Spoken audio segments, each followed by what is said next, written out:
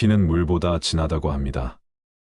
그만큼 혈육의 정은 그 어떤 것도 대체할 수 없습니다. 아무리 못난 자식이라도 자식이 힘들어하는 모습을 지켜볼 수 있는 부모는 없습니다. 특히 경제적으로 힘들어하는 자식을 보면 주머니 쌈짓돈이라도 쥐어주고 싶은 것이 부모의 마음이죠. 그래서일까요? 자식에게 재산을 미리 증여하시는 분들이 많습니다. 자식이 부양 의무를 잘 이행할 것으로 기대하고 재산을 미리 증여하는 것일 텐데요. 그래서 자식에게 재산을 어떻게 물려줄지에 대해 고민하는 분들이 많으십니다. 그러나 한편으로는 오겨 재산을 자식에게 물려준 후 하찮은 대우를 받지는 않을까 그런 걱정도 있으실 겁니다. 부모가 돼서 자식을 한없이 도와주고 싶지만 한편으로는 모든 재산을 건네주고 낙동강 오리알 신세가 되는 건 아닐까 그런 생각 말입니다. 간혹 이 돈 때문에 부모 자식 간의 불화가 생기기도 합니다. 화장실 갈 때와 나올 때 마음 다르다라는 말처럼 부모의 재산을 증여받고 나면 태도가 돌변해버리는 자식들이 있습니다. 부모 입장에선 괘씸하다고 생각할 수밖에 없는데요. 기대와 달리 자식이 재산만 증여받고 부양 의무는 나 몰라라 한다면 부모로서는 재산을 다시 되찾아오고 싶은 것이 마음이 클 것입니다. 이럴 때 효도 계약서라는 것을 이용하면 좋습니다. 방법은 간단합니다. 자식으로부터 부모를 잘 부양한다라는 각서를 받는 것이지요. 효도 계약서는 증여하는 사람도 증여받는 사람도 각서에 적힌 내용을 성실히 이행하여야 합니다. 혹시라도 증여 후에 계약 내용을 이행하지 않을 경우에는 소송으로 권리를 되찾을 수 있는 것입니다. 노후에 자식에게 증여한 재산을 되돌려받고 싶어하는 분들이 의외로 많다고 하는데요. 재산을 증여받은 후 자녀들의 태도가 돌변하여 전혀 부모를 봉양하지 않는 모습을 보고 뒤늦게 증여 취소 소송을 제기하는 사례가 늘고 있다고 합니다. 상속과 관련하여 발생하는 분쟁 중 최근 급격히 늘어나는 것이 바로 불효자 증여 취소입니다. 이를 일명 불효소송이라고도 합니다. 하지만 이것이 그렇게 쉽지만은 않습니다. 자식의 불효로 인해 고민이 많은 분들을 위해 오늘은 몇 가지 사연들을 소개해드리고자 합니다. 한번 들어보시고 부모 자식 간의 관계에 대해 깊이 생각해보는 시간을 가져보시기 바랍니다. 70대 할아버지는 슬하에 장성한 아들을 두고 있습니다. 할아버지는 지금 살고 있는 20억 상당의 주택을 아들에게 물려주기로 하였는데 그냥 물려준 것이 아니라 부모를 잘 모셔야 한다는 조건을 달아서 물려주었습니다. 이른바 효도각서를 작성한 것이지요. 할아버지는 효도각서를 작성한 다음 날 아들에게 주택에 관한 소유권 이전 등기를 맞춰주었습니다. 각서의 내용에 따라 할아버지 부부는 주택의 2층에 거주하고 아들 부부는 1층에 거주하였습니다. 그런데 아들 부부는 주택 1층에 살면서 2층에 사는 부모를 거의 찾아보지도 않고 따로 생활했습니다. 허리디스크 등으로 건강이 좋지 않은 할머니의 간병과 가사는 따로 사는 딸과 가사 도우미가 도맡았습니다. 할머니의 건강이 급속도로 악화되어 스스로 거동할 수 없는 정도가 되자 아들은 부모에게 요양시설에 가실 것을 권유하였습니다. 할아버지는 아들에게 주택을 다시 할아버지의 명의로 돌려달라고 요구하였습니다. 그러자 아들은 그럴 수 없다고 하였습니다. 이에 할아버지는 딸의 집으로 이사한 뒤 아들이 충실히 부양하는 것을 조건으로 주택을 증여하였는데 부양 의무를 이행하지 않으므로 증여계약 해제를 원한다며 아들을 상대로 소송을 제기하였습니다. 재판부는 할아버지의 손을 들어주었습니다. 승소할 수 있었던 이유는 효도각서를 받아두었던 덕분입니다. 만약 효도각서를 받아두지 않은 채 주택을 증여했다면 결과는 어떻게 되었을까요? 다음은 반대의 사례를 소개해드리겠습니다. 한번 들어보세요. 박 씨는 30년 전 셋째 아들에게 땅을 물려주었다. 박 씨의 아내와 조상의 묘가 있는 선산이었다. 땅을 증여하며 박 씨는 절대 땅을 팔지 말고 나를 잘 부양해야 한다는 조건을 걸었다고 했다. 아들은 증여받자마자 생활비를 조금 지원했을 뿐 부양 의무를 다하지 않았다. 아들은 땅을 팔지 않겠다는 약속도 어기고 땅을 팔아버렸다. 박 씨는 아들이 실거래가보다 턱없이 낮은 가격으로 동업자에게 땅을 팔았는데 땅을 다시 돌려주지 않기 위해 위장 매매한 것이라고 주장했다. 아들은 이후 동업자와 함께 이 땅에서 버섯 농사를 짓고 있다고 알려졌다. 결국 박 씨는 아들이 부양 의무를 다하지 않았다며 소송을 제기했다. 거동이 불편한 박 씨가 아들과 법정 싸움을 한 이유는 자신이 죽은 뒤 묻힐 땅을 되찾기 위해서다. 90대 노인 박 씨는 부양 의무를 다하지 않은 아들에게 소유권, 이전 등기 말소 청구 소송을 냈다. 그러나 재판부는 부양 의무 등을 조건으로 아들에게 땅을 증여했다는 것을 입증할 만한 각서나 기록이 없다며 기각했다. 아들의 손을 들어준 것이다. 박 씨가 항소했지만 결과는 마찬가지였다. 다음 사례도 들어보세요. 60대 후반의 김 씨는 부모의 건강과 영혼을 위해 최선을 다하겠다는 아들의 말을 믿고 재산을 증여했다. 자녀는 아버지가 생활하는데 어려움 없도록 최선을 다하겠다고 말했다고 한다. 그러나 3층 건물을 넘겨받은 뒤 태도를 바꿨다. 김 씨는 결국 건물을 다시 돌려달라며 자녀에게 소송을 냈다. 4년에 걸친 재판 끝에 법원은 자녀가 효도의 이행을 조건으로 일정한 의무를 부담한다거나 그러한 의무를 부담하는 것을 조건으로 증여받는다는 내용이 없다며 자녀의 손을 들어줬다. 김 씨는 항소했지만 기각됐고 결국 재산을 돌려받지 못했다. 다음은 딸에게 사준 아파트에서 쫓겨난 80대 할머니의 사연을 소개합니다. 할머니는 딸에게서 쫓겨나 아파트 현관문 앞 시멘트 바닥에서 잠을 자고 밥도 제대로 먹지 못한다. 그래서 할머니는 경로당에서 며칠씩 잠을 자곤 했다.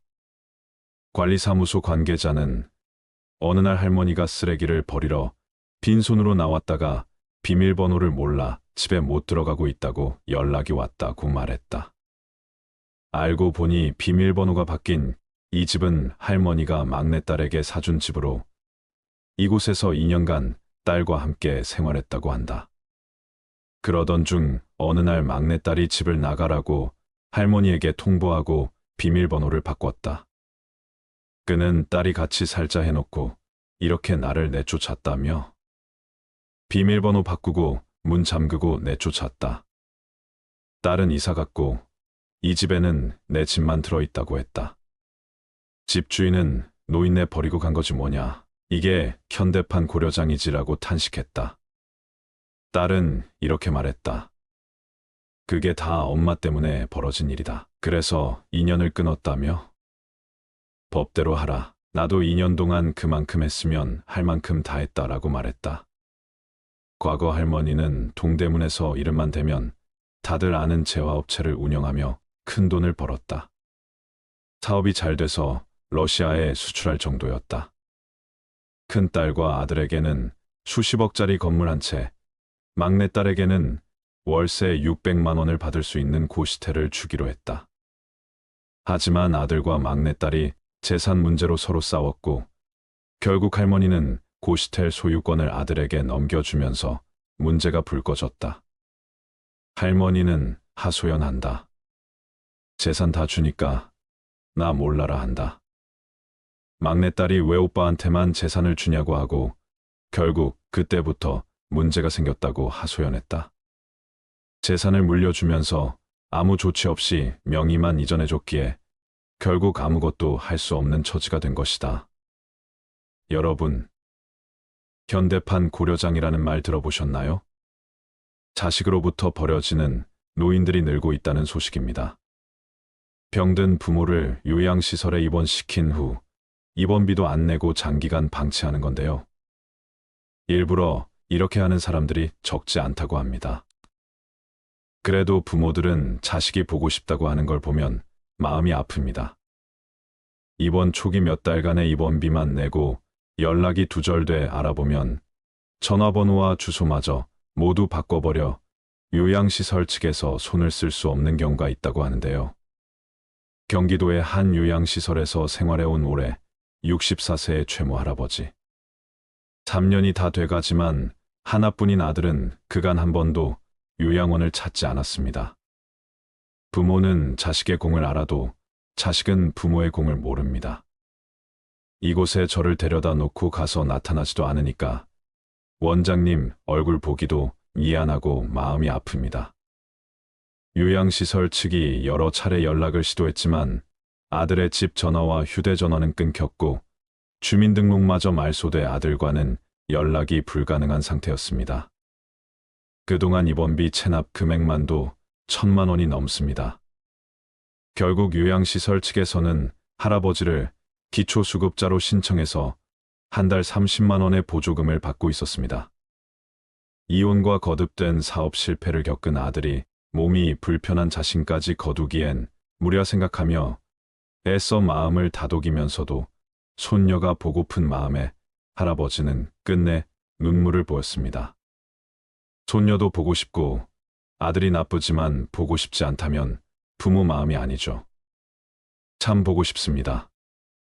경기도의 또 다른 노인 전문 병원 사연입니다.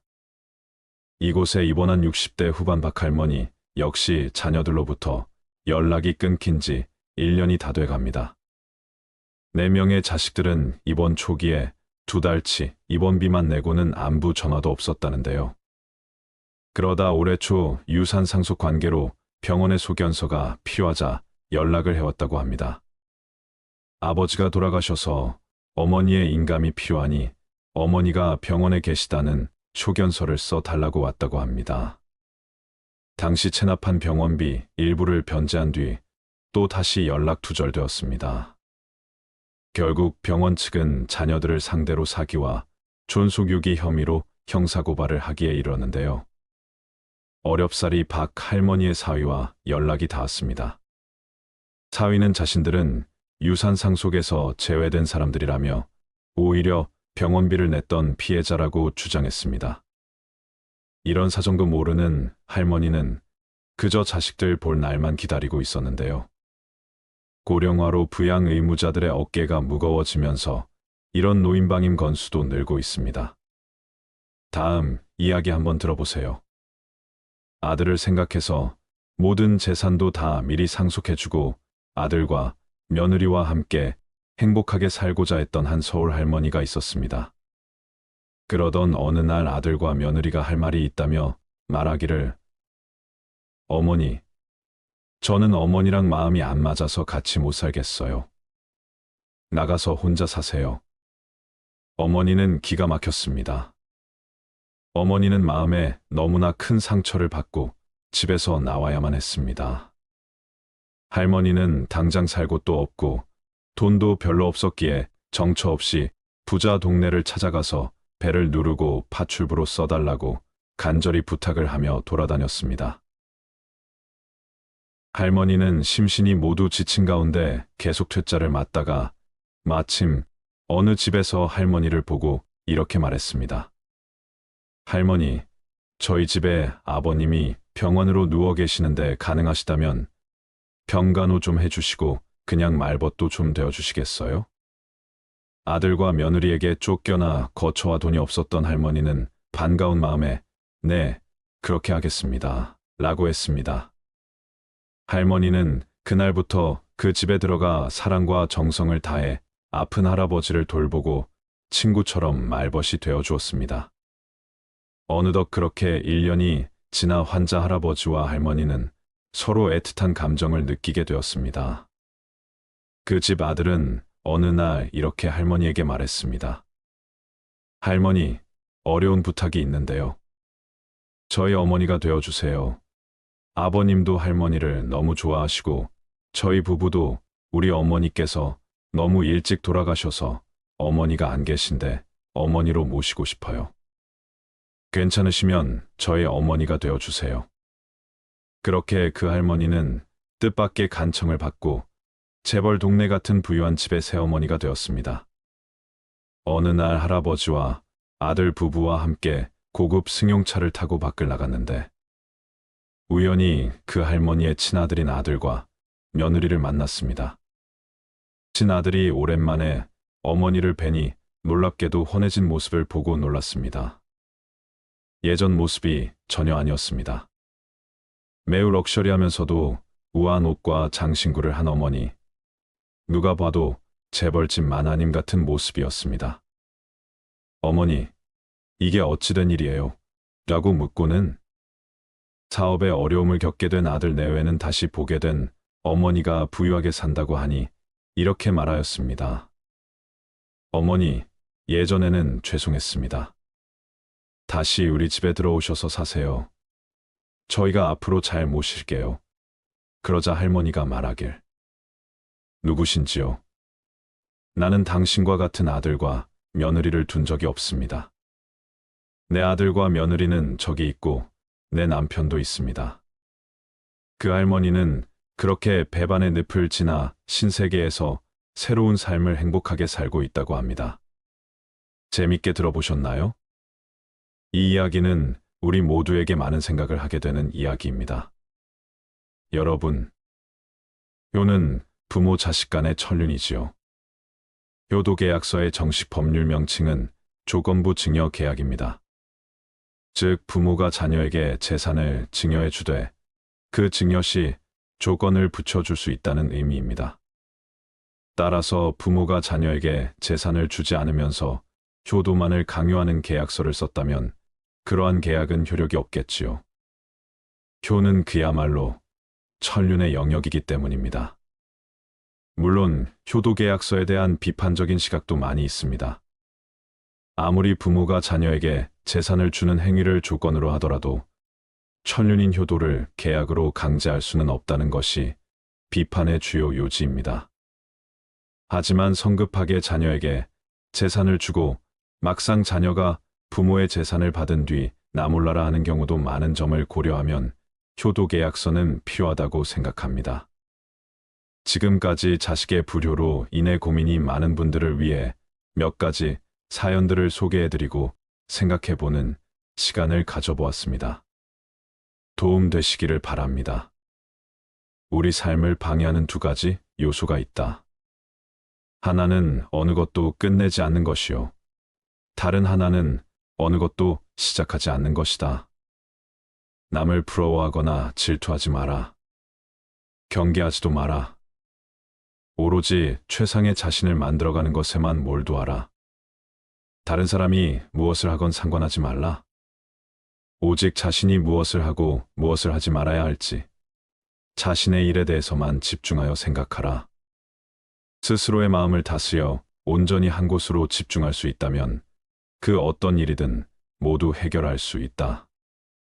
남을 위해서가 아니라 너 자신의 행복을 위해 선을 베풀어라. 신의 지혜를 선물로 받아라. 내 눈과 마음을 새롭게 하여 선을 베푸는 그 자체에서 기쁨을 누리는 가장 행복한 사람이 되라. 모든 것은 마음가짐에 따라 이루어진다. 사악한 마음으로 말하거나 행동하면 괴로움은 그 사람을 따라다닌다. 반대로 깨끗한 마음으로 말하거나 행동하면 행복과 보람이 그 사람을 따라다닐 것이다. 부처님 말씀을 토대로 노년의 행복을 위하여 몸과 마음의 건강을 지키는 방법 6가지를 말씀드리겠습니다. 첫 번째, 노후에는 적게 먹어라. 음식이 아무리 맛이 있더라도 제 양을 초과하여 먹어서는 안 된다. 오직 기력을 도와 몸을 이롭게 하는 데에서 그칠 줄 알아야 한다. 수행자는 음식을 탐닉해서는 안 된다. 사람은 누구나 자신에게 부여된 음식의 양과 수명이 있다. 그러므로 자기의 몫이 아닌 음식과 수명을 탐내서는 안 된다. 탐한다 해서 자기의 몫이 아닌 것이 더 오지는 않는다. 음식을 탐하면 수명이 짧아진다. 자기 식복이 정해져 있기 때문이다.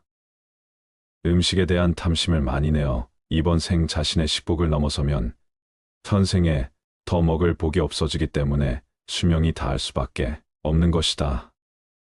과식을 하면 복력 또한 소멸한다. 과식을 하는데도 오래 산다면 그 사람은 삶이 불행해지기 쉽다. 식복이 없는데 많이 먹으니 다른 폭력들이 식복을 대체하여 폭력이 줄어들다 보니 불행해진다는 것이다. 음식물 섭취를 줄이면 삶의 진행 과정을 늦출 수 있고, 금욕으로 신체의 번식 전략을 생존 전략으로 전환시키면 장수할 수 있다는 것이다. 음식물 섭취를 줄이면 2배에서 4배까지 수명이 증가한다고 한다. 이후야 어찌되었든 과식은 수행자에게 여러모로 도움이 되지 않는다. 과식은 정신을 혼란하게 만들며 온갖 욕구와 번뇌를 불러일으키고 고요한 선정에 이르지 못하게 한다. 소식을 하면 몸도 마음도 경쾌하고 가벼워 쉽게 선정과 지혜를 얻을 수 있다. 2번째, 술을 멀리하라. 술을 많이 마시면 몸과 마음이 가난해진다. 그러면서도 재물을 가벼이 여기고 사치를 좋아하여 집안을 망쳐 온갖 화를 부르게 된다. 또한 남들과 노름을 즐기고 다른 여색을 엿보게 된다. 술은 온갖 환난의 근본이요, 재앙의 근원이다. 술은 독 중의 독이요, 병 중에서도 고질병이다. 술은 날카로운 도끼 같아 착한 마음을 손상시키고 괴로움을 부른다. 술을 좋아하는 자는 부끄러움도 몰라 남의 경멸을 받게 된다. 그러므 술을 마실 때는 언제나 절제하는 마음을 가져야 한다. 술은 지혜의 종자를 끊고 어리석음의 결과를 불러온다고 한다. 사람의 정신을 휩쓸고 가는 것은 술만한 것이 없다. 술이야말로 재앙의 근원이고 환난의 근본이다. 과도한 술은 착한 마음을 손상시키고 괴로움을 부르며 경멸을 받게 된다. 술을 마실 때는 언제나 절제하는 마음을 가져야 한다. 사실 술 그 자체는 선도 악도 아니고 좋고 나쁠 것도 없다. 술이라는 것 자체에 어떤 좋거나 나쁜 변하지 않는 성품이 있는 것이 아니다. 그러니 술을 먹는 행위 그 자체를 가지고 좋거나 나쁘다고 단정 지을 수는 없는 것이다. 문제는 술에 있지 않고 사람에 있다. 잘못이 있다면 술 자체가 잘못이 아니라 그 술을 먹는 사람에게 있는 것이다. 술을 먹고 정신을 잃어버리거나 취한 정신으로 온갖 악행을 한다면 그것은 술이라는 경계에 휘둘리는 것이다. 술이라는 것도 하나의 경계에 불과하다. 경계 그 자체는 언제나 좋고 나쁜 것이 아니다. 다만 경계를 받아들이는 사람에게 허물이 있을 뿐 술이라는 경계에 휘둘리지 않고 내 스스로 술이라는 대상의 마음을 빼앗기지 않으며 스스로 절제하고 다스릴 줄 아는 사람에게 술은 나쁜 것이라고 할 수 없다. 한두 잔의 술로서 인간관계를 가꾸어가며 술이라는 도구로서 삶의 윤활유로 삼을 수도 있지만 자칫 잘못하면 술이 인간을 망치는 도구가 될 수도 있는 것이다. 내 중심을 잡고 내 안의 주인공이 나를 이끌고 가야지 술이라는 경계가 나를 이끌고 가게 해서는 안 된다. 술이라는 경계에 휘둘리지 말라. 절제하며 게으르지 마라. 생활의 즐거움만을 쫓아 구하고 모든 감관을 보호하지 않으며 마음의 정도가 없고 겁이 많으면 악마는 마침내 그을 뒤엎는다. 바람이 약한 풀을 쓸어 넘기는 것처럼 생활의 즐거움만을 구하지 않고 모든 감관을 잘 지키며 먹고 마의 절도가 있고 항상 정진하여 믿음이 있으면 악마는 그를 뒤지 못한다. 생활은 조금 불편해야 좋은 것이라고 한다. 너무 편하면 게을러지고 자신의 빛을 잃을 수 있기 때문이다. 눈, 귀, 코, 혀, 몸을 가만히 내버려 두고 보호하지 않으면 이내 그 육신의 감각은 좋은 것만을 가리게 되고 욕망에 뒤덮인다. 그러면 나아가 먹고 마시는 일에 절제가 없어지고 몸은 게을러져 어떤 일도 스스로 해 나갈 수 없게 되며 나약해지고 겁이 많아지게 마련이다. 그랬을 때 그 나약한 마음의 틈을 타고 악한 생각이 들어오고 온갖 마장이 들끓게 된다. 모름지기 사람은 생활의 즐거움만을 구하지 않아 불편한 가운데 스스로 이겨낼 수 있는 힘과 지혜를 길러야 한다. 또한 먹고 마시는 일에 절제가 있으며 항상 끊임없이 노력하고 정진하여 마음의 틈을 만들지 말아야 한다. 악마는 그런 수행자를 뒤덮지 못한다. 세 번째, 마치 바람 앞에 우뚝 선 큰 산처럼 죽을 때 가지고 갈 수 있는 것을 위해 살아라. 아무리 건강한 몸이라도 질병에 시달리게 마련이며 젊음도 늙음으로 돌아가고 어떠한 목숨이라도 죽음 앞에 무너지게 마련이니 영원한 것은 자비로운 마음으로 정법을 닦는 것이다. 그러면 임종에 이르러 후회하지 않게 될 것이고 임종에 이르러 후회하지 않으면 집착이 없어 좋은 곳에 날 것이다. 생이 있는 모든 것은 반드시 사가 있게 마련이다. 삶이 경이롭고 죽음 또한 경이롭고 신비롭다. 살아있음이 아름답듯 죽음 또한 아름다움의 시작이다. 죽음이 비참하고 괴롭고 어둡고 무서운 것이라는 생각이야말로 인간이 만들어낸 가장 큰 착각이다. 죽음은 또 다른 신비로운 세상으로의 여행이다. 언제나 미지로의 여행은 신비롭듯 다음 생으로의 여행 또한 신비롭고 설렌다. 물론 이번 생을 온갖 악행과 폭력과 화와 번뇌로 물들이며 악업을 쌓아온 사람에게 죽음은 괴로운 세상으로의 여행이 되겠지만 선행과 자비와 사랑과 나눔과 깨어있음의 수행으로 한 생을 살아온 사람들에게 죽음은 설레고 행복한 새로운 탄생을 의미한다. 누구나 태어나면 죽고 건강하던 몸이 허약해지면 부귀영화도 사라지고 젊음도 늙음으로 돌아간다. 그러나 육신이 죽더라도 업력과 폭력과 수행력은 다음 생에 또 다른 새로운 나를 형성시켜 갈 것이다. 선업을 짓고 자비로서 복을 짓고 깨어있음에 수행을 행한 이는 임종에 이르러 후회하지 않을 것이고 후회가 없고 집착이 없는 이는 반드시 좋은 곳에 날 것이다. 죽음을 준비하는 것은 곧 삶을 어떻게 살아갈 것인가를 준비하는 것이다. 웰다잉이 곧 웰빙의 바탕이다. 지금 이 순간 임종이 닥친다면 후회가 없을 것인가? 업과 복과 수행 앞에서 부끄럽지 않을 수 있겠는가? 죽고 나서 가지고 갈 수 없는 것들의 목숨을 거는 어리석은 삶을 그만두라. 죽고 나서 가지고 갈 수 있는 것들이야말로 참되다. 죽음에 이르렀을 때에도 생사의 분별에 집착하지 않으면 평생을 쌓아온 업장이라 소멸할 수 있다. 일생을 수행했을 임종에 이르러 생사에 집착하면 그 수행은 물거품이 되고 오히려 마귀의 포로가 되고 만다. 지금이라도 본래 마음을 깨달으면 다시 번뇌에 물들지 않는다. 하루 중에도 잠자리에 들기 직전이 중요하다. 시끄러운 TV, 소음에 시달리다 잠에 들면 잠든 내내 소음이 꿈속까지 뒤따라와서 정신을 뒤흔들어 놓지만 잠들기 직전 고요함 속에서 잠에 들면 밤새 고요함이 지켜진다. 가만히 잠들기 직전 무슨 생각을 하다 잠이 들었는지, 그리고 그 생각들과 꿈에는 어떤 연관이 있었는지를 떠올려 보라. 잠들기 직전의 생각이 온통 꿈속까지 휘젓고 다니며 단점을 방해하고 있음을 알아차리는 데는 그리 많은 노력이 필요하지 않다. 하루 중에 이처럼 잠드는 순간이 중요하듯 일평생 가운데는 죽는 순간이 중요하다.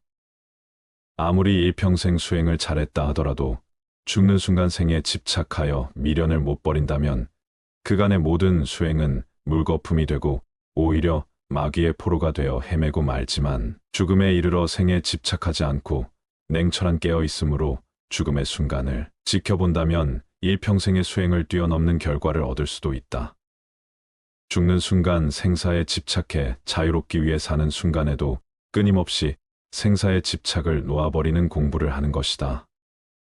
하루하루의 삶이 깨어있으며 집착을 버리고 욕망을 거스르며 온갖 번뇌를 놓아가는 쪽으로 비움과 수행의 삶을 사는 사람에게 죽음은 삶의 연장이다. 삶의 순간순간을 어떤 방식으로 살았느냐에 따라 죽는 순간을 어떻게 대처하느냐가 결정되어지기 때문이다. 올바른 웰빙이란 웰다잉과 다르지 않다. 웰다잉을 위해 죽는 순간에 공부를 위해 사는 순간 생사에 집착 없이 올바로 죽는 연습을 하는 것이다. 생사를 비롯한 양극단의 모든 분별을 죽이는 것이야말로 참말로 잘 죽는 외일 다행이다. 네 번째, 더 이상 애쓰면서 살지 마라. 부모에게 받은 이 몸은 마치 시방의 허공을 입으로 불면 미진의 티끌이 있는 듯 없는 듯함 같으며 맑은 큰 바다에 거품이 흘러가면서 생겼다가 사라졌다함과 같다. 겉모습과 몸매와 외모가 중요한 세상, 이런 세상이야말로 이 세상이 얼마나 정신적인 타락의 길을 걷고 있는지를 증명해 주고 있다. 바깥에 보이는 것에 휘둘린다면 내면에 중요한 것은 뒷줄 신세를 면치 못한다. 몸의 실체는 어떠한가? 그것은 꿈과 같고 환술 같고 거품과 같고 그림자와 같고 티끌과 같다. 이런 몸을 무얼 그리 사랑하고 애착하는가? 그래서 옛 스승들은 이 몸을 똥주머니라는 똥만 잔뜩 넣어 가지고 다니는 똥주머니라고 했다. 똥주머니를 위해 무얼 그리 치장하고 내세우며 어여삐 여기는가? 몸 안의 온갖 내장이 기관들 똥오줌을 다 끄집어내 보면 얼마나 더럽고 흉측한 것인가? 그걸 다만 이 하얀 살결에 포장한 것에 지나지 않을 뿐이다. 살결에 포장한 것을 조금 잘했다고 예쁘다 하고 못했다고 못났다고 차별할 일이 무엇인가? 모두가 한낮 뜬 구름과 같고 바다에 뜬 거품과 같으며 꿈과 같고 그림자와 같은 것일 뿐이다. 다만 마음이 중요한 것이다. 몸을 중요시 여기는 그 마음이 우리 몸을 더욱 더럽히고 욕되게 만든다. 몸에 얽매이고 집착할수록 정신은 공허하게 총기를 잃고 만다. 그러니 몸 형상 모습 생김새를 탓하지 말고 또 얽매이지도 말자. 몸을 이제 그만 놔둬라. 다섯 번째, 부모님을 잘 섬기고 부모님께 효도하라. 부모님 공경이 곧 부처님 공경이다. 부모님은 나를 낳아서 나로 하여금 도를 배우게 하심으로 모든 남자는 나의 아버지이며 모든 여인은 나의 어머니로 알아라. 이제 깨달음을 얻는 것은 다 부모님의 은혜이니 사람이 도를 배우고자 하면 먼저 효도로 정진하지 않으면 안 된다. 부모님의 은혜는 부처님의 은혜와 동등하고 부모님을 섬기는 데서 오는 과보는 불보살님을 섬기는 데서 오는 과보와 동등하다. 부모님께 효도를 베푼다면 이 세상의 모든 선행에 으뜸이 된다. 부모님이야말로 지금의 나를 개 한 뿌리이며 근원적인 인연이기에 부모님이나 부부 자식처럼 나와 가까운 인연은 곧 내 안에 업이 투영된 관계라고 볼 수 있다.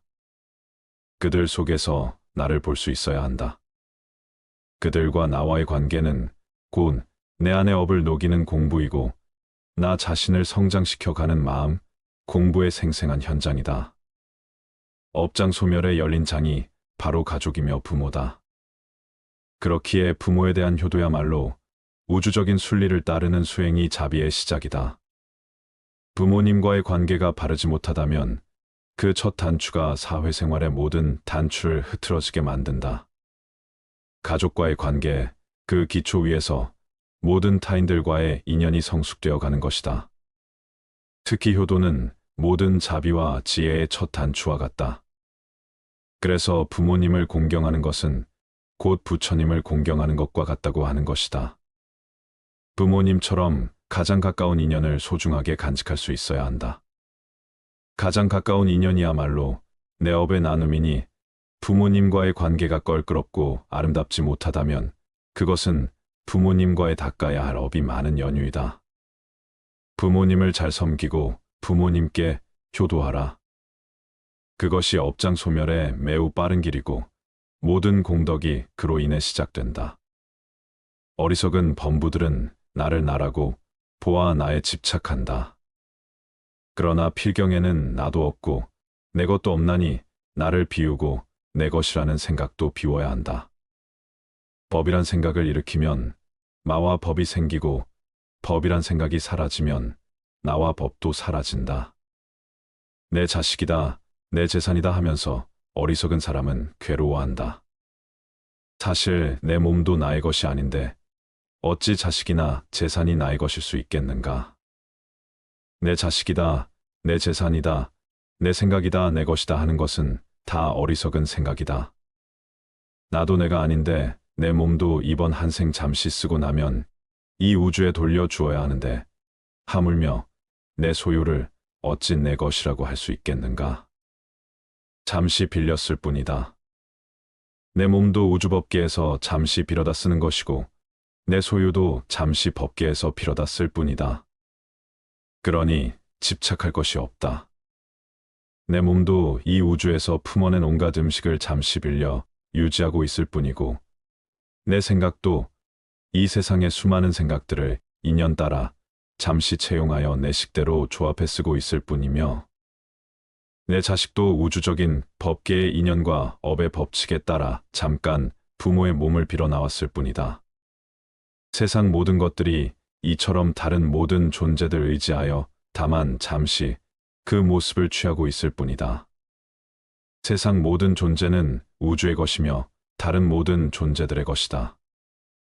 6번째, 유산을 남겨주기 위해 자신의 귀중한 생애를 다 쓰지 마라. 내가 곧 이 우주이며 또한 나는 이 우주의 모든 존재들과 긴밀하게 연결되어 있다. 그러니 어찌 내가 누구를 가지고 내가 무엇을 집착하고 누가 무엇을 소유할 수 있겠는가? 온 우주는 전체에 의해 존재하며 전체에 의해 소유되고 있는 것이다. 그런 신성한 우주적인 것에 내 것이라는 울타리를 치면서부터 우리는 우주로부터 진리로부터 외면받고 있다. 내 것이란 울타리를 걷어내면 모든 것이 그대로 있을 곳에 있고 제자리를 찾는다. 내 것을 만들면 세계가 나뉘어 시끄럽지만 내 것을 걷어내면 세계도 나도 나뉘지 않아 고요하다. 유산을 남겨주기 위해 자신의 귀중한 생애를 다 쓰지 마라. 많은 사람들이 재물을 얻는데 더 많은 힘을 기울인다. 우리들 이웃을 보면 저마다 돈벌이에 바빠서 개미처럼 동으로 뛰고 서로 뛰고 급하게 서두르고 악착 같다. 돈 아니면 거들 떠보지 않는 상태로 자신을 방치해버리기도 한다. 사람들은 돈을 벌면 대부분 쌓아두거나 모은 돈을 통해서 더 큰 돈을 벌 생각을 한다. 그리고 그렇게 힘들게 번 돈조차 기꺼이 써버리고 만다. 다행히 어떤 사람이 생애를 무사히 마칠 때까지 별탈 없이 돈을 엄청나게 벌었다 치자 그동안 그가 땀을 쓴 보람으로 남은 것은 단지 황금 덩어리일 뿐 이제 귀중한 세월은 다 써버리고 말았다. 남은 그 황금 덩어리를 남에게 물려줄 일만 남은 것이다. 그런 생애가 혹시 남 보기에는 호화롭고 멋지게 보일지 모르지만 그는 사실상 인생을 잃기 위해 돈을 벌었으며 남에게 빼앗기기 위해 돈을 번 것이나 마찬가지다. 돈을 벌어서 써보지도 못하고 유산으로 남겨주기 위해 귀중한 인생을 낭비했다. 그는 참으로 허망한 일을 했으며 잊힌 생애를 살았다고 말할 수밖에 없다. 평생을 의식주의 호화호식 위에 악전고투를 하며 사는 것처럼 어리석은 일은 없다. 더구나 대체로 대한 유산을 물려받은 사람들은 순식간에 재산을 탕진하는 일들을 주위에서 흔히 보아왔다. 그렇다면 그는 자신의 인생도 돈을 위해 망치고 유산을 물려준 자녀까지 망치는 일을 자행해온 셈이 된다. 명예는 보배롭고 명성은 탐나는 것이지만 그것은 소수의 비범한 자에게만 허용되는 왕관이다. 그리고 그것은 돈으로도 살 수 없는 값진 것이다. 그러나 사람들은 명예의 월계관보다 재물을 더 선택하고 있다.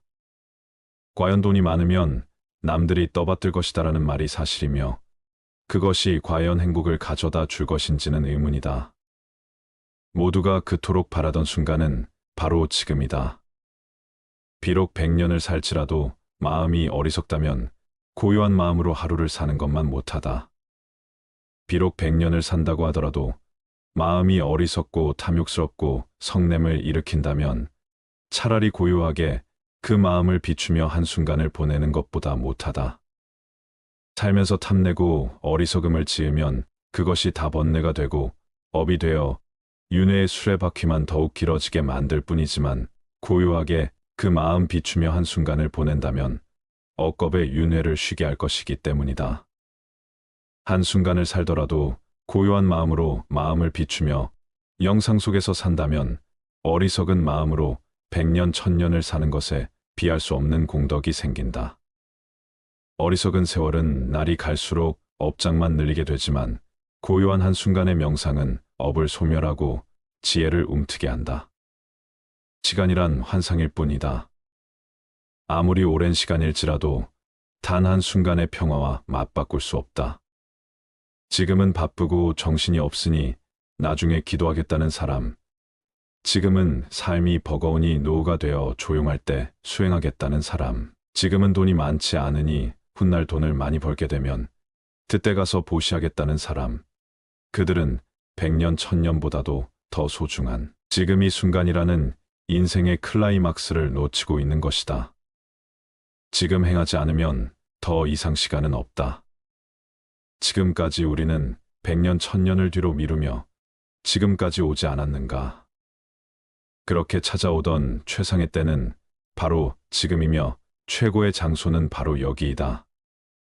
수행에서는 한순간도 버릴 것이 없다. 한순간이라도 마음을 고요히 하고 비추어 보라. 찬란한 지금 이 순간을. 부처님 말씀을 토대로 노년의 행복을 위하여 몸과 마음의 건강을 지키는 방법을 말씀드렸습니다. 우리는 살며 나이를 먹어갑니다. 어릴 때부터 어른이 되기 위해 배워야 할 것들을 배우고 경험을 통해 성숙해가며 세상을 더 잘 이해하게 됩니다. 그러나 나이를 먹으며 우리는 얻어야 할 것뿐만 아니라 버려야 할 것도 생각해야 합니다. 나이를 먹어가며 얻어야 할 것뿐만 아니라 버려야 할 것에도 집중하는 것은 더 풍요로운, 행복하고 만족스러운 삶을 살기 위한 핵심입니다. 과거의 짐을 버리고 긍정적인 관점을 채택하며 관계를 중요시하고 배우며 발전하며 감사하며 충실하면 나이가 들어도 우리는 풍요로운 삶을 즐길 수 있을 것입니다. 이것이 나이를 먹어가며 얻어야 할 것과 버려야 할 것에 집중해야 하는 이유입니다. 오늘은 인생 후반기 삶이 심플해지기 위해서는 어떤 습관을 버려야 할지 알려드리겠습니다. 인생 후반기 사물에 대한 집착을 버리고 주변을 정리하면 말끔한 기분의 일상생활이 더 자유로운 기분으로 하루하루를 행복하게 살아갈 수 있을 것입니다. 우리의 행복은 물질로 채워지는 것이 아니라 정신적 평안과 안정에 있기 때문입니다. 은퇴를 하고 인생 후반기에는 이런 불필요한 것들 버리기를 실천해서 좀 더 삶을 가볍고 여유로운 마음으로 살아갈 필요가 있습니다. 불필요한 것을 버리는 생활이란 단지 물건을 버리는 것만이 아니고 살아가면서 자신의 몸에 배어버린 안 좋은 습관들을 하나씩 버려 없애는 의미도 포함됩니다. 먼저 과거의 무거운 짐을 버려야 합니다. 나이가 들면서 우리는 과거의 경험과 기억을 더 많이 갖게 됩니다. 이것은 양면성을 지닌 것입니다. 어떤 경험은 우리에게 지혜와 성숙함을 가르쳐 줍니다. 그러나 불행히도 어떤 사람들은 과거의 실수나 상처를 너무 오래 기억하고 끌어올려 자신을 괴롭히는 경향이 있습니다. 나이가 들면서 우리는 이러한 무거운 짐을 버리고 더 나은 미래를 위해 나아가야 합니다. 두 번째로 불필요한 스트레스와 걱정을 버려야 합니다. 나이가 들면서 스트레스와 걱정은 더욱 해로울 수 있습니다. 미래에 대한 불안, 건강 문제, 경제적 문제 등 다양한 이유로 우리는 스트레스를 받게 됩니다. 그러나 스트레스와 걱정은 우리의 건강을 해칠 수 있으며 행복을 방해할 수 있습니다. 나이가 들면서는 불필요한 스트레스와 걱정을 버리고 현재의 순간을 즐기기 위해 노력해야 합니다. 세 번째는 바로 선입견입니다. 어릴 때는 몰라서 이럴 거야 하고 착각하고 오해하는 경우가 많고 나이가 들면서는 이랬으니 이렇겠지 하고 편견을 갖게 되는 경우가 많습니다. 어릴 때는 내가 잘 모르고 어리석다는 것을 감추고 싶어서 그랬던 것 같고 나이가 들어서는 미지의 것에 대한 호기심을 잃어버려서 그랬던 것 같습니다. 시간이 지나 여러 가지 일들을 경험하고 그런 경험으로 인해 지혜가 생기는 것은 좋은 일이지만 반대로 선입견이라는 것이 생겨버리기도 합니다. 그래서 아직 해보지 않은 일에 대해, 아직 읽어보지 않은 책에 대해, 보지 않은 영화에 대해, 아직 제대로 만나보지 않은 사람에 대해 제대로 알아보려 하지 않고 눈 돌리지 않았는지, 귀를 닫고 이야기를 듣지 않았던 것은 아니었는지, 마음을 열고 생각을 기울여 주었는지 본인에게 물어봐야 합니다. 모르면서 아는 척하는 것이 꼴볼견인 것만큼 선입견으로 일이 이럴 거야 하고 판단해버리는 것도 꼴볼견입니다. 물론 해보고 읽어보고 만나보고 들어보고 그 다음에 판단을 내리는 것은 괜찮습니다. 인생을 살면서 쓸데없다고까지는 할 수 없어도 그다지 꼭 필요하지 않은 것들에 너무 많은 시간과 물질 에너지를 낭비하고 살고 있다는 생각이 들 때가 있습니다. 우선 큰 집과 자동차 집안을 꽉 채우고 있는 수많은 가구나 옷, 기타 각종 물건들과 그리고 온갖 사람들과의 관계 때문에 생기는 행사나 만남들, 이로 인한 형식적 체면 치레 때문에 많은 시간과 돈을 쓰게 됩니다. 나이가 들면서 우리는 지금까지의 삶에 감사하고 충실해야 합니다. 우리의 경험과 노력에 대한 감사의 마음을 가지고 더 나은 미래를 향해 나아가야 합니다. 또한 가족과 친구들에 대한 감사의 마음을 표현하고 나누는 것도 중요합니다. 나이를 먹어가며 얻어야 할 것뿐만 아니라 버려야 할 것에도 집중하는 것은 더 풍요로운 행복하고 만족스러운 삶을 살기 위한 핵심입니다. 긍정적인 관점을 채택하며 관계를 중요시하고 배우며 발전하며 감사하며 충실하면 나이가 들어도 우리는 풍요로운 삶을 즐길 수 있을 것입니다. 이것이 나이를 먹어가며 얻어야 할 것과 버려야 할 것에 집중해야 하는 이유입니다. 나이가 들면 들수록 물건의 사용 여부와 상관없이 버리지 못하고 모아두는 습관이 생깁니다. 여러 원인이 있지만 인지기능 저하가 주요 원인으로 꼽힙니다. 사람은 나이가 들면 서서히 인지 기능이 떨어지는데 실제 저장강박증이 있는 자도 젊은 층보다는 노인에게서 많다고 합니다. 오래된 신문 잡지책 옷을 버리지 못하는 것에서부터 심하면 실내가 쓰레기로 가득 찬 상태로 내버려 두기도 합니다. 인구 중 2에서 5% 나타날 정도로 흔한데 환자는 젊은 층보다 노인에게서 2배 정도 많다는 연구 결과가 있습니다. 하지만 이러한 물건들은 생활 속에서 무심코 사용하다가 건강에 악영향을 주는 것들이 있습니다. 알고 보면 건강에 무척 해로워 당장 버려야 하는 것들이 있습니다. 오늘은 안 아프고 건강하려면 65세 전까지 즉시 버려야 할 물건 5가지에 대해 알려드리겠습니다. 첫 번째, 오래된 약과 영양제. 집에 영양제가 쌓여있는 분들 많으실 겁니다. 그런데 모든 영양제를 매일같이 잘 챙겨 드시나요?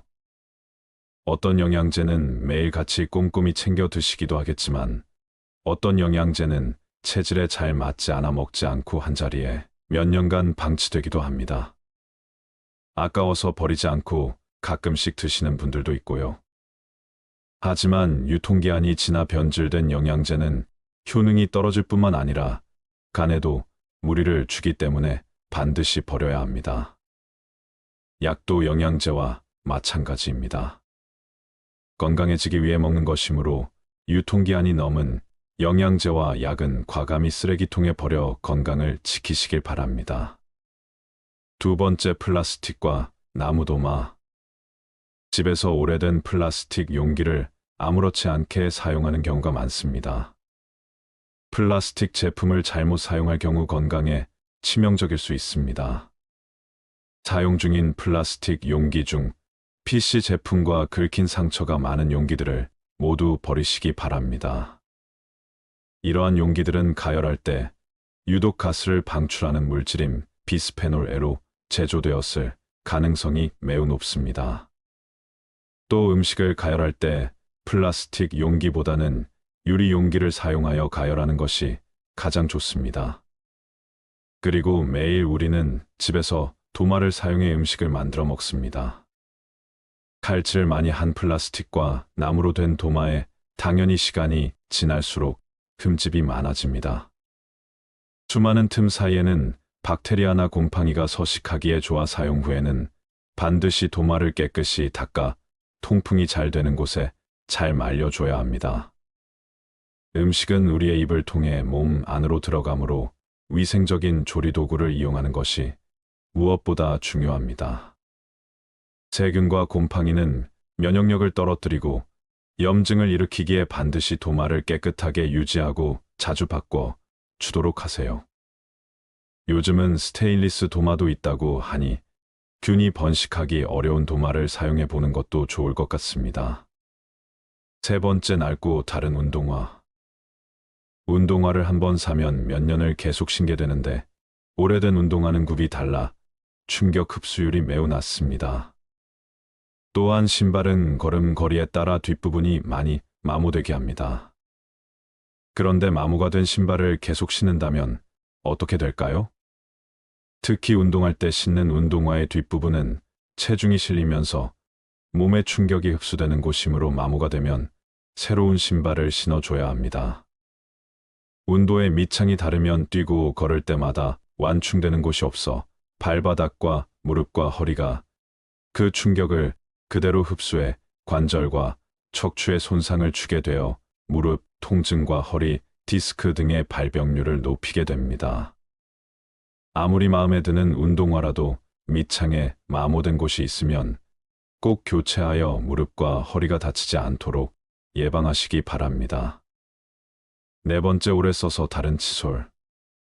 매일 최소 하루 3번 치아를 닦아주는 칫솔은 세균이 번식하기 참 쉬운 물건입니다. 더군다나 입안 닦기 때문에 각질층이 없는 점막에 바로 세균이 침투하기 쉬워 각별히 깨끗하게 관리해야 합니다. 입안에 상처가 있다면 바로 혈관을 통해 세균이 우리 온몸을 헤집고 돌아다니게 되므로 반드시 칫솔 관리 위생을 지켜주셔야 합니다. 칫솔에 세균이 번식하는 것을 막으려면 일주일에 한 번 물을 묻혀 전자레인지 1분간 돌려주면 된다고 합니다. 생각보다 간단하죠. 평소에는 통풍이 잘 되는 곳에 놔둬 물이 빨리 마르게 해주시고 칫솔모가 벌어진 칫솔을 이용해 치아를 닦아주면 치의 제거가 되지 않으므로 최소 2~3개월마다 교체해 주어야 합니다. 다섯 번째, 오래된 화장품. 유통기한이 지났어도 아깝다며 화장품을 계속 바른 적이 있으신가요? 기초 화장품은 얼굴 전체에 매일 발라야 해서 그럴 일이 드물겠지만 색조 화장품은 기초 화장품에 비해 적은 부위에 바르고 기초 화장품만큼 빨리 닳지도 않아 몇 년 동안 사용하는 분들이 많은 것 같습니다. 하지만 색조 화장품도 기초 화장품과 마찬가지로 피부에 바로 닿는 물질이므로 반드시 유통기한을 지켜서 사용해야 합니다. 화장품은 사용하지 않는 동안 이 생물의 번식과 함께 오염될 수 있습니다. 특히 오래된 화장품은 세균, 곰팡이, 곤충 등의 미생물이 번식할 수 있는 환경입니다. 또한 일부 화장품에는 환경 호르몬이 포함되어 있을 수 있으며 장기적으로 건강에 해를 끼칠 수 있습니다. 특히 립스틱과 마스카라는 입과 눈의 점막에 바로 흡수될 수 있어 세균이 침투하기 쉬워 반드시 유통기한을 지켜야 한다고 합니다. 립스틱과 마스카라는 개봉 후 6개월까지 유통기한이라고 하니 참고하세요. 사용하지 않는 화장품은 즉시 버리는 것이 좋고 사용 중인 화장품은 꼭 유통기한을 체크하여 적절한 시기에 교체하세요. 우리의 건강은 우리가 책임져야 할 소중한 자산이므로 건강한 삶을 위해 행동에 옮겨 보시기 바랍니다. 지금까지 실제로 열심히 사고 모아두었지만 살다 보면 많은 것들이 그다지 쓸모가 없는 것들이라는 것을 알게 됩니다.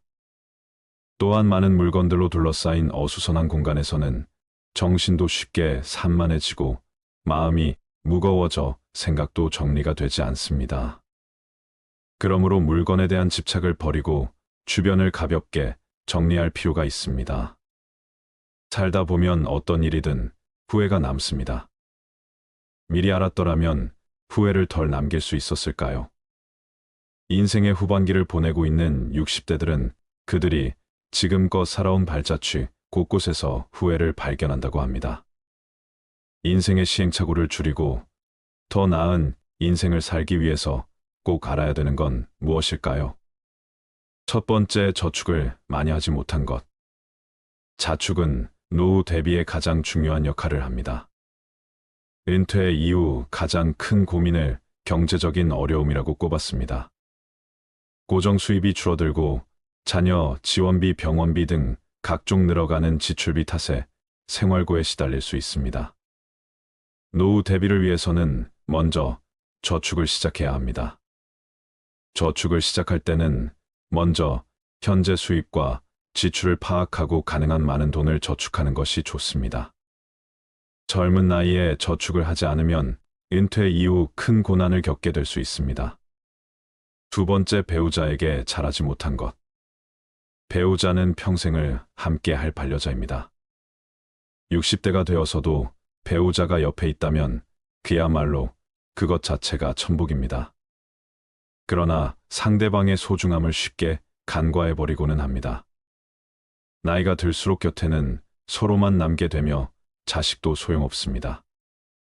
배우자에게 최선을 다하며 앞으로의 노후를 그려나갑시다. 세 번째, 건강을 소홀하게 한 것. 건강이 중요하다는 사실을 모르는 사람은 없습니다. 하지만 젊어서는 그것을 잘 모르고 자기의 몸을 혹사시킵니다. 그거 하나 한다고 건강해지겠어 하고 무심히 지나쳤던 습관들이 사실은 평생 건강을 지키는 열쇠입니다. 건강을 유지하기 위해서는 규칙적인 운동과 올바른 식습관을 유지하는 것이 중요합니다. 많은 종류의 영양소를 저염식으로 골고루 섭취하세요. 영양 과잉과 결핍이 되지 않도록 철저한 관리가 필요합니다. 그 중에서도 특히 치아 관리를 잘해야 합니다. 치아는 하루아침에 좋아지지 않기 때문입니다. 또한 건강검진도 정기적으로 받아 건강한 삶을 유지하는 것이 좋습니다. 건강한 삶은 노후에 대비하는 가장 좋은 방법입니다. 오래 사는 것이 기본인 시대에 우리는 유병장수보다는 무병장수로 가야 합니다. 네 번째, 자식과 대화를 많이 하지 못한 것. 자식들과 평소에 대화를 많이 하지 않았다면 노년의 소중한 친구 하나를 잃는 셈입니다. 늙고 병들면 자식들에게 의지하게 됩니다. 자식과 친밀한 관계를 유지해야 후회 없는 자식 농사를 했다고 느낄 수 있을 것입니다. 뿐만 아니라 자식과 건강한 유대감을 형성하는 것은 노년의 정신적 안정감에도 도움을 줍니다. 자녀들과 진정으로 소통하지 못했다면 노년이 불행할 것입니다. 다섯 번째, 노년을 함께 할 친구를 못 만든 것. 배우자 다음으로 친구가 가장 큰 자산입니다. 취미 생활을 공유할 수 있는 친구, 자신의 속 얘기를 가감없이 털어놓을 수 있는 친구가 있다면 늙어서도 외롭지 않은 인생을 보낼 수 있을 것입니다. 자식들은 바쁘다고 얼굴 보기가 어려울 것입니다. 만일 평생을 함께 할 친구가 없다면 노년은 무척 외롭고 쓸쓸할 것입니다. 여섯 번째, 평생 할 수 있는 취미. 만들지 못한 것 취미라고 해서 골프 등과 같이 돈이 많이 들어가는 것일 필요는 없습니다. 등산과 가벼운 산책, 독서, 음악 감상 등과 같이 큰 돈이 필요 없는 것들도 많습니다. 취미를 갖게 된다면 평생 지루하지 않은 활력 있는 삶을 보낼 수 있을 것입니다. 또한 취미를 부부와 함께 하는 것이 가장 좋습니다. 친구들과 어울려 친목을 도모할 수 있는 취미 생활도 추천합니다. 나이와 건강에 맞는 취미를 개발하는 것은 아주 중요한 노후의 요건임에는 틀림없습니다. 일곱 번째, 배움을 멈춘 것. 60대 공부하는 것은 지난 삶이 바빠서 하지 못한 공부를 하거나 여생에 필요한 지식을 습득하는 경우도 있고 또 단순히 시간을 보내는 한가로운 독서도 있습니다. 하지 못했던 배움을 한다는 것은 아주 소중한 시간입니다. 요즘에는 70대 이상의 노인들도 컴퓨터를 배우고 새로운 도전에 나서고 있습니다. 평생 공부하고 배우는 일을 멈춰서는 안 됩니다. 배우려는 열정이 있다면 인생이 모작도 가능하다고 전문가들은 조언합니다. 8번째 일기를 쓰고 기록을 남기지 못한 것. 은퇴한 나에 생각해보면 자신이 살아온 인생의 험하고 덧없이 느껴질 때도 있습니다. 그럴 때 평생 자신이 걸어온 발자취를 돌아보고 정리하는 것이 필요합니다. 그렇게 하기 위해서는 젊어서부터 기록을 남기는 습관이 필요합니다. 일기를 매일 쓰라고 말하는 것은 아닙니다. 다만 틈틈이 기록하고 사진 등을 남겨놓으면 나중에 자신의 삶을 정리하는데 도움이 될 것입니다. 9번째, 연금과 보험을 들지 못한 것. 노년기에는 뜻하지 않게 먹더니 들어가는 경우가 많습니다. 대부분 건강과 관련된 비용입니다. 60년대생들이나 그 이전에 태어난 사람들에게는 노후 준비에 대한 접근, 방식이 현대의 젊은 세대와는 다르게 해야 한다는 건데, 노후 준비 시간이 상대적으로 적다는 점을 감안하여 고령자를 위한 특화된 투자 상품을 찾아볼 필요가 있습니다. 예를 들어 안정적인 수익률을 제공하는 연금, 상품이나 투자 상품 등을 활용할 수 있습니다. 또한 투자에 대한 전문적인 조언을 받기 위해 금융 전문가의 도움을 청하는 것도 좋은 방법입니다. 노후 준비는 재무적인 준비뿐만 아니라 건강 상태를 유지하는 것도 중요합니다. 이는 의료비 부담을 줄이는데 도움이 될 뿐만 아니라 더 나은 삶의 질을 유지하는 데도 기여합니다. 한 살이라도 어릴 때부터 경제와 재테크에 관심을 갖는 게 중요한데, 이제는 선택이 아닌 필수인 시대인 것 같습니다. 이러한 돈을 아깝다고 생각하기보다 준비를 한다고 생각해야 합니다. 마지막으로 99%가 공감한 내 인생에 더 도전하고 여행을 많이 다니지 못한 것. 그때 했어야 했는데, 그때 그 시절에 나만이 할 수 있었던 일이나 도전이 있었을 것입니다. 대부분의 사람들이 평생 살아오면서 가장 후회하는 것 중 하나가 도전을 하지 않았던 사실이라고 답했습니다. 이어 여행을 떠나지 않았던 사실을 안타까워했습니다. 자식 키우고 회사 일을 하느라 여유가 없었을 것입니다. 그래도 다른 돈을 아껴서 여행을 떠나라고 선배들은 조언합니다. 훗날 회상할 수 있는 좋은 추억을 마련해 놓는 셈입니다. 그동안 수고한 60대의 모든 삶을 응원합니다. 올해 85살인 할머니가 가장 후회되는 것 중 하나가 너무 많은 걱정을 하고 산 것이라고 말하였습니다. 할머니는 이렇게 말씀을 하셨다고 합니다. 걱정하지 마. 그냥 내가 걱정한다고 못 사는 자식이 잘 사는 것도 아니고, 내가 걱정한다고 병이 낫는 것도 아니야. 걱정은 하는 게 아니야. 차라리 그냥 좋아지길 바라는 게 더 좋아. 그리고 마지막에 죽을 때 웃는 사람이 행복한 줄 알았는데, 그게 아니야. 평상시에 걱정 없이 행복하게 웃는 게 진짜 행복한 거야. 행복은 저축처럼 안 쓰고 모아둔다고 모아지는 게 아니야. 행복할 땐 그냥 걱정 없이 행복해야 돼. 평상시에 걱정 없이 행복한 것이 진짜 행복한 사람인 거야. 모아두었다가 꺼내 쓸 수 있는 게 행복이 아니야. 그냥 걱정하지 마. 편히 그냥 그렇게 웃으며 살아. 그게 최고야. 근데 그걸 그동안 못했어. 너무 늦게 깨달은 거지. 이 말을 보고 참 생각이 많아지더군요. 그동안 제가 어떻게 살았는지도 뒤돌아보게 되고 그랬습니다. 이럴 때 어느 스님의 말씀이 생각이 나네요. 과거를 후회하며 삶의 오답을 찾으려 하지 마라. 삶은 정답이 될 수 있고 오답도 될 수 있다. 즉, 삶의 정답은 없다. 개개인 모두가 정답이 될 수 있고 모두가 오답의 가능성도 있다. 그런데 우리는 끊임없이 정답을 찾고 쫓는 것에 습관이 되어 있다. 그러면서 후회를 한다. 그럴 필요 없다. 지금 내가 서 있는 이 자리가 내 자리이고 정답과 오답을 나누며 분별하는 마음이 괴로움을 가지고 오는 것이다. 정답이든 오답이든 그냥 그대로 다 받아들이면 그대로 정답이 되는 것이다.